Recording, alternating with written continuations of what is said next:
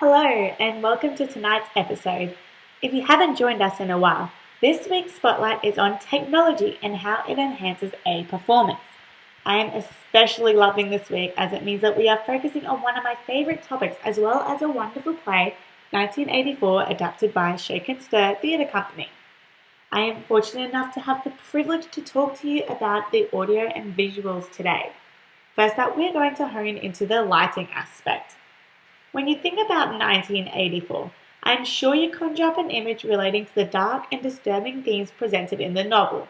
It is partially lighting's job to ensure that the play is visually perceived like this.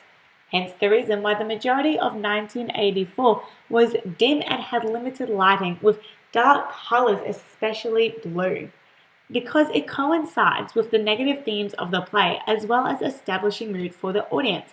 The same is said when the mood changes in Charrington's shop and in the forest with Julia.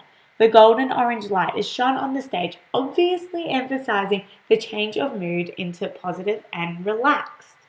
You may recall from previous episodes that mood is an element of drama, and mood is certainly not the only element that is manipulated through good lighting. In the circumstance of creating the Ministry of Truth, effective lighting techniques also developed place and space. With a minimal set, proper lighting was of the utmost importance. Through the use of small shafts of light in a rectangular formation, it creates the impression of a confined work cubicles. Another element worth mentioning is focus, as the light shining on a particular subject was able to create and maintain focus for the audience. And of course, we cannot forget about symbol.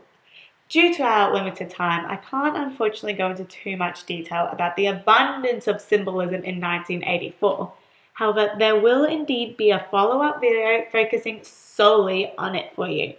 However, in the case of lighting, an example would be how the lighting was used to drastically rework Brian Previtt's face, who plays Winston, in the video visual, and that visual is projected onto huge telescreens. He is represented as gaunt and ill and manic, with the lighting emphasizing his cheekbones, eyes, and his hollow cheeks. He is the symbolic representation of the negative outcome a repressive government regime such as INSOC would produce. When looking at the sound utilized during 1984, there is a continuous static type sound present.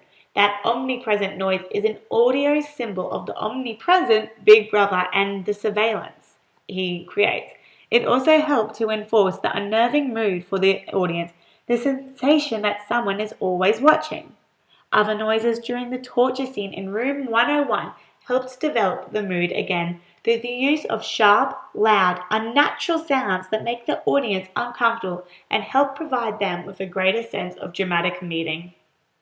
I look forward to our next episode, and that is all we have time for today. So thank you and goodbye.